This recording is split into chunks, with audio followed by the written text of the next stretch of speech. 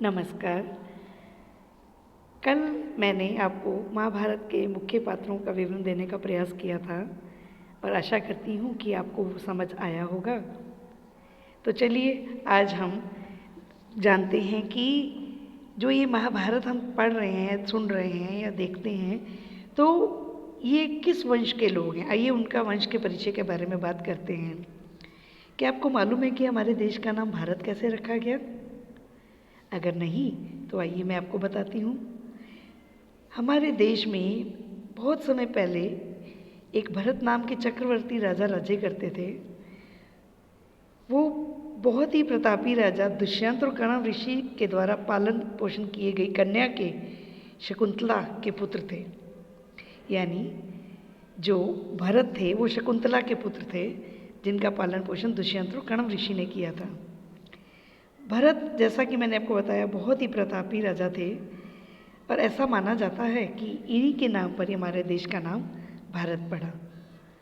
और भरत वंश में ही एक हस्तिन नाम के राजा हुए, जिन्होंने अपनी राजधानी हस्तिनापुर बनाई। और इनके राजवंश में आगे चलकर कुरु नाम के राजा हुए और कुरु के वंशज ही कौरव कहलाए और कुरु के नाम से आज कुरुक्षेत्र भी प्रसिद्ध है।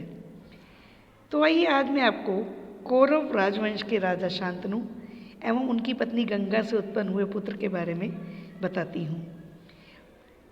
कौरव राजवंश में शांतनु बहुत प्रतापी राजा थे और उनके राज में जो है प्रजा बहुत सुखी थी। वो अपनी प्रजा का बहुत अच्छे से ध्यान रखते थे। एक समय की बात है, शांतनु जो है गंगा नदी के तट पर घूमने गए, जहाँ पर उन्होंने एक बहुत सुंदर युवती को नदी के तट पर खड़ा हुआ देखा। वो युवती कोई और नहीं थी, गंगा ही युवती का रूप धारण करके वहाँ खड़ी थी। गंगा के सौंदर्य को देखकर राजा शांतनु मंत्रमुग्ध हो गए और मोहित हो गए और उनके सामने जो है शादी का प्रस्ताव रखा। गंगा ने शांतनु से कहा कि हे राजा, मुझे आपसे विवाह करने में कोई आपत्ति नहीं है, किंतु इससे पहले मैं आपके सामने कुछ शर्तें रखूँगी, वो आपको शर्तें माननी होंगी। क्या आप शर्तें मानेंगे मेरी? राजा ने कहा हाँ हाँ, अवश्य मानूंगा। इस प्रकार राजा शांतनु ने गंगा की सारी शर्तें मान ली और वचन भी दिया कि वो उसका पालन भी करेंगे। और उनका विवाह बहुत ही सुंदर युवती गंगा से हो गया। समय बीतता गया, शांतनु को गंगा से कई तेजस्वी पुत्र प्राप्त हुए, लेकिन गंगा जो है उन पुत्रों को जीवित नहीं रहने देती थी। बच्चों को जन्म लेते ही वो नदी की धारा में फेंक देती और फिर जो है मुस्कुराती हुई वापस महल में आ जाती थी। गंगा के इस आचरण से शांतनु आश्चर्यचकित रह जाते थे और दुखी भी होते थे, क्योंकि पुत्रों को वो गंगा में बहा रही थी ना। वो पुत्र तो राजा शांतनु के भी थे, किंतु वो उसको वचन दे चुके थे, इसलिए उससे कुछ पूछने से पहले डरते थे कि मैं अपने शर्तों का जो मैंने वचन दिया है उसको मैं कैसे तोड़ सकता हूँ।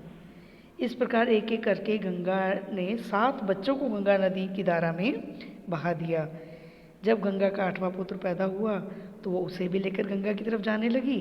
तो यह देखकर शांतनु जो है चुप नहीं रह पाए और उन्होंने आखिर पूछ ही लिया कि तुम एक माँ हो और अपने नादान बच्चों को क्यों मार देती हो? यह काम तुम्हें शोभा नहीं देता है। राजा शांतनु की बात सुनकर गंगा मन ही मन मुस्कुराई, पर क्रोध का नाटक करते हुए बोली, राजा आप अपना वचन भूल रहे हैं। लगता है आपको अपने पुत्रों से ज़्यादा लगाव है और मुझसे नहीं। आपको मेरी कोई परवाह नहीं है लगता है। ठीक है, शर्त के अनुसार अब मैं आपके पास नहीं ठहर सकती हूँ। हाँ, आपके इस पुत्र को नदी में नहीं फेंकूंगी, इसे मैं अपने साथ ले जाऊंगी, इसका पालन पोषण करूंगी और सही समय आने पर मैं आपको इसे सौंप दूंगी। ऐसा कहकर गंगा उस बालक को अपने साथ ले गई और उसका नाम रखा देवव्रत। वो बालक बहुत ही योद्धा, पराक्रमी योद्धा था और धर्म, दर्शन और नीति का भी विद्वान था और आगे चल के वो भीष्म पितामह के नाम से भी प्रसिद्ध हुआ। गंगा के चले जाने के बाद शांतनु का मन बहुत बेचैन रहने लगा और वो उदास रहने लगे। उनका मन राजकार्य में लगना भी बंद हो गया। एक दिन शांतनु शिकार करते करते ना गंगा नदी के किनारे तक चले गए। वहाँ पर उन्होंने एक सुंदर तेजस्वी बालक को देखा, जो कि गंगा की बहती हुई धारा पर बाण चला रहा था।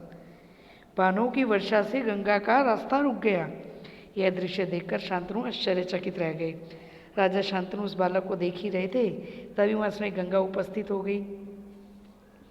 गंगा ने उस युवक को अपने पास बुलाया और राजा से कहा, हे राजा, ये इस बच्चे को आपने पहचाना, यही है आपका और मेरा 8वां पुत्र देवव्रत।